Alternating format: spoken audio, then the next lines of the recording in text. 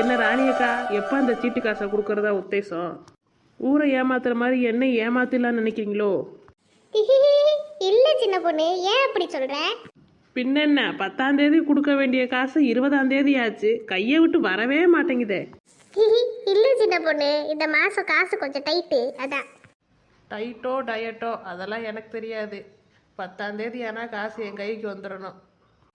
அது ஒன்றும் இல்லை சின்ன பொண்ணு, போன வாரம் ஒரு நகை கடைக்கு போயிருந்தேன்னா அங்கே நகை அழகா இருந்துச்சு பார்த்துக்கோ. அதனால தான் அந்த நகை ஒன்று வாங்கினேன். நீ ஒன்றும் கவலைப்படாத, இந்த மாதம் கடைசிக்குள்ளே உன் காசு கண்டிப்பாக உன் கைக்கு வந்துடும்.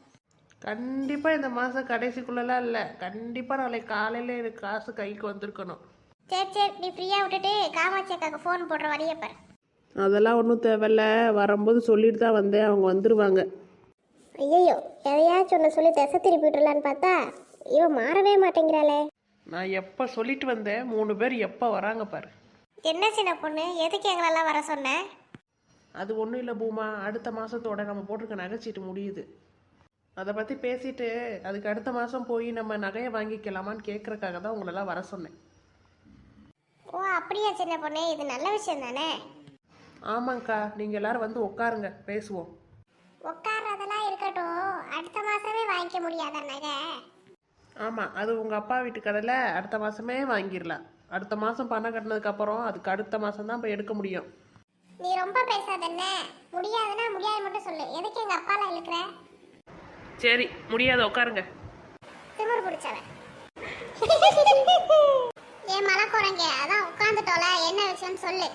இங்கே பாருங்க கிப்பியக்கா, இப்படியே பேசிட்டு இருந்தீங்கன்னா உங்களை தூக்கி இந்த மரத்து மேலே உட்கார வச்சிருவேன், அப்புறம் அழுதாலும் இறக்கி விட மாட்டேன், பார்த்துக்கோங்க. வீணா என்ன வம்புழுத்து அடி வாங்கிட்டு போயிடாம ஒழுங்கா என்ன விஷயம்னு சொல்லு. சரி சரி, 2 பேரும் சண்டை போடாதீங்க, என்ன விஷயம் சொல்லு சின்ன பொண்ணு நீ.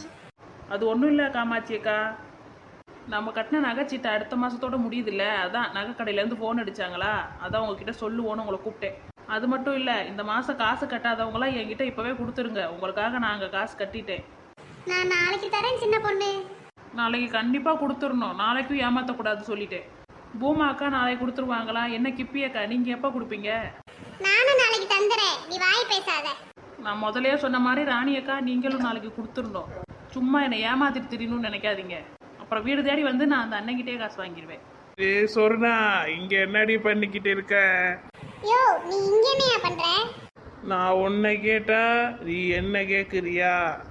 சொர்ணாக்கா, என்ன இது கோலம்? அந்த அண்ணனை கூப்பிட்டுட்டு வீட்டுக்கு போங்க. ஏய், வீட்டுக்கு வாடி. இந்த ஆள் இப்ப ரோட்ல வந்து அசிங்கப்படுத்த ஆரம்பிச்சிட்டானா? இருடா உனக்கு.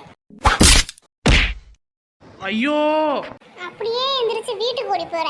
இங்க அங்க நின்னத பார்த்தேன், வீட்டுக்கு வந்து இதே மிதி விழுகும். நிக்க மாட்டேன், விடு விடு விடு விடு, ஓடி போயிடுற வீட்டுக்கு.